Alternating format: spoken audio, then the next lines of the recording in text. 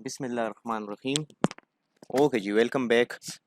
सो आज हम कुछ प्रॉब्लम सॉल्व करेंगे हीट एक्सचेंजर से रिलेटेड। Remember, this is chapter 13 from the book Yunus Cengel. मेरे पास सेकेंड एडिशन की बुक है।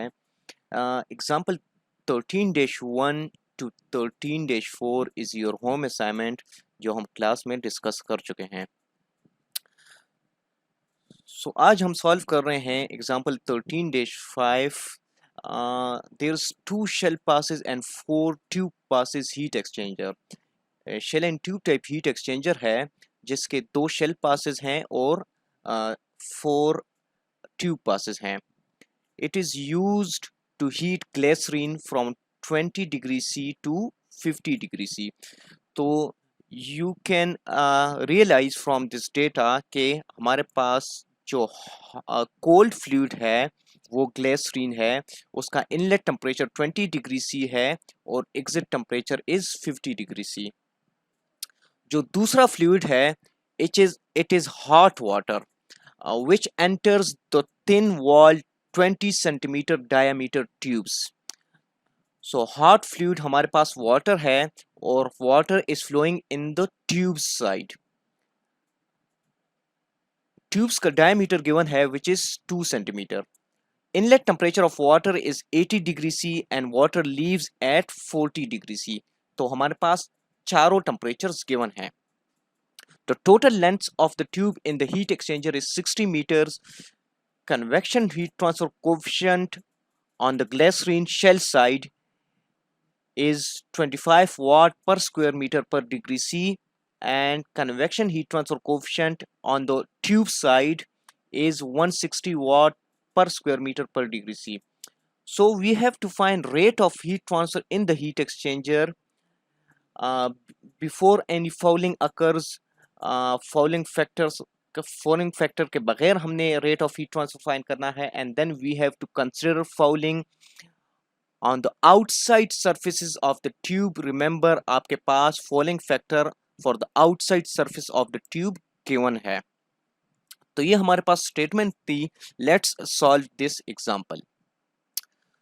सो हमारे पास जो अवेलेबल डेटा है based on this statement, shell and tube type heat exchanger है, 2 शेल पासेस हैं और 4 ट्यूब पासेस हैं। Cold fluid is flowing on the shell side which is glycerine. Inlet temperature of glycerine is given which is 20 degree C, and exit temperature of glycerine is given which is 50 degree C. Hot fluid is flowing in the tube side which is water.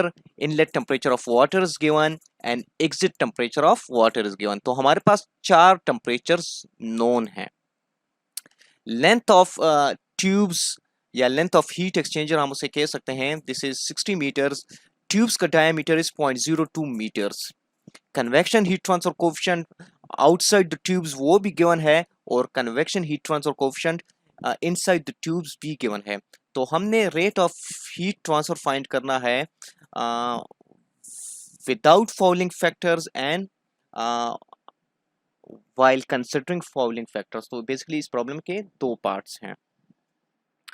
First, we have to draw this temperature versus length of heat exchanger plot दोनों fluids के लिए। Remember, हमारे पास this is shell and tube type heat exchanger. Let's say this is section 1-1 जिसकी we can assume के hot fluid की ये inlet है and with the passage of flow hot fluid का जो टेम्परेचर है इट कीप्स ऑन डिक्रीजिंग। इसी तरह जो कोल्ड फ्लूइड है it enters on the opposite side of the hot fluid. So cold fluid की जो इनलेट पैसेज है लेट्स से वो हमारे पास सेक्शन 2-2 है और यू कैन सी के कोल्ड फ्लूइड का temperature with the passage of flow increases. So we have discussed this relation for rate of heat flow. Remember, this delta T is in this case is log mean temperature difference. हमने counter flow का case treat करना है। Remember, अगर हमारे पास heat exchanger की type double pipe heat exchanger के अलावा हो तो हमने काउंटर फ्लो हीट एक्सचेंजर की जो फ्लो अरेंजमेंट है वो कंसिडर करनी है। लेकिन जिस तरह आप देख सकते हैं कि इस केस में हमारा heat exchanger shell and tube type heat exchanger है, डबल पाइप हीट एक्सचेंजर नहीं है। तो इसीलिए हमने हमने एक करेक्शन फैक्टर F इंक्लूड कर लिया है। ये करेक्शन फैक्टर हमने इसलिए इंक्लूड किया था ताकि हम अपने आप को कॉम्प्लेक्स मैथमेटिकल डिराइवेशन से में हम अपने आप को कॉम्प्लेक्स मैथमेटिकल डिराइवेशन में इन्वॉल्व नहीं करना चाहते। तो हमने एक करेक्शन फैक्टर इंक्लूड कर दिया है और इस करेक्शन फैक्टर को हमने with the help of plots find करना है जो बुक में अवेलेबल है। ओके, आप देख सकते हैं कि रेट ऑफ हीट फ्लो को हम इन इक्वेशन से भी फाइंड कर सकते हैं by using energy balance. This is heat lost by the hot fluid is equal to heat gained by the cold fluid। लेकिन इस केस में हम इन इक्वेशंस को इसलिए यूज़ नहीं कर सकते क्योंकि हमारे पास मास फ्लो रेट की कोई इंफॉर्मेशन गिवन नहीं है अवेलेबल डेटा में। सो इस केस में मैं इन इक्वेशंस को यूज़ नहीं कर सकता। Instead I will use this equation. So let's discuss this equation. इसमें वन बाय वन जो पैरामीटर्स इन्वॉल्व हैं उनको डिस्कस करते हैं। For example, first discussing this surface area. So this is area expose to heat transfer. Remember, हमारे पास जो tube है उसकी थिकनेस के बारे में कोई इंफॉर्मेशन अवेलेबल नहीं है डेटा में। सो वी विल कंसिडर कि इस ट्यूब की थिकनेस बहुत ही कम है। सो हमारे पास जो डायमीटर है ये हम कंसिडर कर लेंगे कि this is outside diameter of the tube. So this is basically circumferential area which is expose to heat transfer which is pi D L.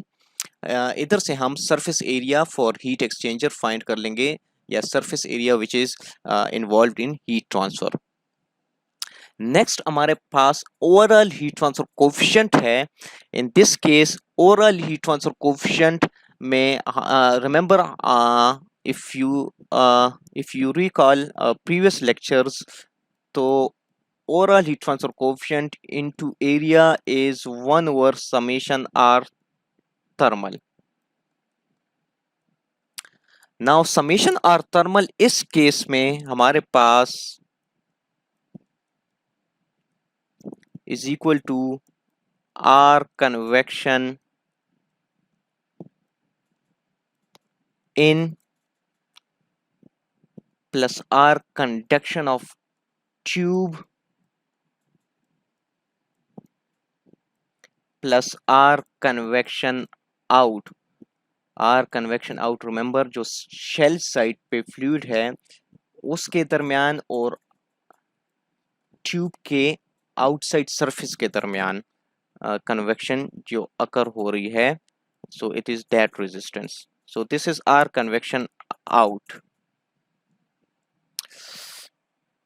Now जैसा कि हमने डिस्कस कर लिया है कि हमारे पास ट्यूब की थिकनेस के बारे में कोई इंफॉर्मेशन नहीं है। सो वी एज्यूम के inside area of tube is equal to outside area of tube because tube की थिकनेस के बारे में कोई इंफॉर्मेशन नहीं है, या अगर ट्यूब की थिकनेस काफ़ी कम है तो these two are approximately equal। so in this case we will not consider this r conduction। so जैसा कि आप देख सकते हैं कि overall heat transfer coefficient in this case is 1 over hi plus 1 over h naught. और हमारे पास क्वेश्चन की स्टेटमेंट में inside convection heat transfer coefficient और outside convection heat transfer coefficient की वैल्यूज गिवन हैं। So we have found this overall heat transfer coefficient. ये उस केस के लिए जब हमने फाउलिंग फैक्टर डिस्कस नहीं किया था, कंसिडर नहीं किया था। रिमेंबर फाउलिंग इज जो लेयर ऑफ डर्ट या प्रिसिपिटेट्स हमारे पास ट्यूब के इनसाइड और आउटसाइड सरफेस पे with the passage of time आ जाते हैं। तो इस केस में हमने फाउलिंग डिस्कस कंसिडर नहीं किया। And next is correction factor, जो हमने इस इक्वेशन में उसकी वैल्यू पुट करनी है, बिकॉज हमारे पास हीट एक्सचेंजर की जो टाइप है वो डबल पाइप हीट एक्सचेंजर नहीं है बल्कि shell and tube type heat exchanger है। तो हमने करेक्शन फैक्टर भी फाइंड करना है। करेक्शन फैक्टर को फाइंड करने के लिए हम बुक से डिफरेंट फिगर्स हैं बुक में करेक्शन फैक्टर को फाइंड करने के लिए। For example this is figure 13-18। आप देख सकते हैं कि डिफरेंट फिगर्स हैं। हमने फिगर बी यूज करना है बिकॉज हमारे पास हीट एक्सचेंजर की जो टाइप है वो multiple shell pass and multiple tube passes के लिए ये फिगर गिवन है। तो हमने इस केस में फिगर बी यूज करना है। अगर हमारे पास क्रॉस फ्लो हीट एक्सचेंजर है तो हमने या तो फिगर सी यूज करना है या फिगर डी यूज करना है। और उसकी डिसीजन हमने किस बेस पे लेनी है, उसकी डिसीजन हमने मिक्स्ड और अनमिक्स्ड फ्लूइड के बेस पे लेनी है, जो हमने क्लास में डिस्कस किया था। सो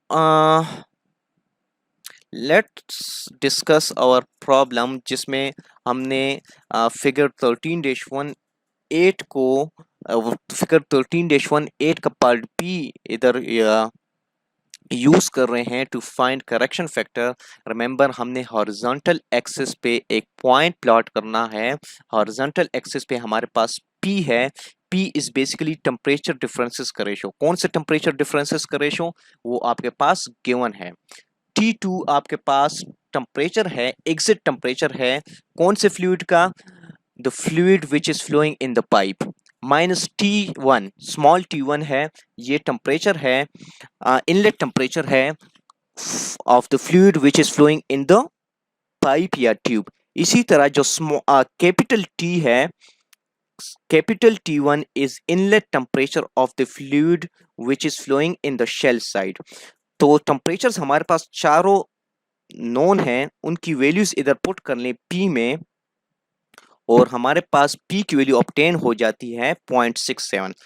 तो इस P को मैंने लोकेट करना है हॉरिजॉन्टल एक्सिस पे। So let's say this is 0.6, this is 0.65, 0.67 is let's say somewhere here। ये हमारे पास P की लाइन है, जो मैंने इस तरह एक स्ट्रेट वर्टिकल लाइन ड्रा कर ली है, जिसपे थ्रू आउट हमारे पास P is 0.67। नाउ अब डिफरेंट कर्व्स हैं, आप देख सकते हैं इन कर्व्स में हमने किसी भी एक कर्व को सेलेक्ट करना है। कौन सा कर्व सेलेक्ट करना है, remember curve is labeled as capital are.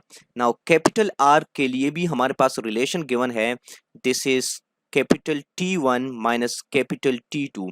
Capital T1 is inlet temperature of the fluid which is flowing in the shell side, minus capital T2 is exit temperature of the fluid which is flowing in the shell side। इसी तरह small t2 minus small t1 ये temperatures हैं exit और inlet कौन से fluid के, the fluid which is flowing in the tubes of heat exchanger। तो by putting values हमारे पास R की वैल्यू 0.75 आ जाती है। रिमेंबर हमारे पास R के लिए जो कर्व हैं वो 0.6 के लिए है और 0.8 के लिए है। तो 0.75 lies somewhere between these two curves. तो मैं एक रफली इस तरह एक कर्व ड्रा कर लेता हूं, और कर्व जब मेरे पास स्ट्रेट वर्टिकल लाइन पे इंटरसेक्ट हो जाती है तो दिस पॉइंट इस पॉइंट को मैं ट्रेस कर सकता हूं इस वर्टिकल एक्सिस पे, और मेरे पास करेक्शन फैक्टर की वैल्यू फाइंड हो जाएगी, which in this case is approximately equal to 0.91। Correction factor is 0.91। So हमने करेक्शन फैक्टर फाइंड कर लिया है, overall heat transfer coefficient find कर लिया है। सरफेस एरिया फाइंड कर लिया है जो हीट ट्रांसफर को एक्सपोज्ड है। Now we are going to find delta T log mean temperature difference. जिस तरह मैंने आपको स्टार्ट में कह दिया था कि delta T log mean temperature difference इस टाइप ऑफ हीट एक्सचेंजर के लिए हम एग्जैक्टली उसी तरह फाइंड करेंगे जिस तरह हमने काउंटर फ्लो के केस के लिए किया था। So let's say this is our section 1.1 and this is section sorry this is section 2.2. so section 1 पे temperature difference is TH1 minus TC out, TH in minus TC out. so हमारे पास delta T1 is 30 degree C। इसी तरह section 2 पे temperature difference जिसे हम delta T2 से represent कर लेते हैं, it is TH out minus TC in. So in this case delta T2 comes out to be 20 degree C. Now putting values in this log mean temperature difference, ये relation हम already discuss कर चुके हैं। Delta T log mean temperature difference comes out to be 24.7 degree C.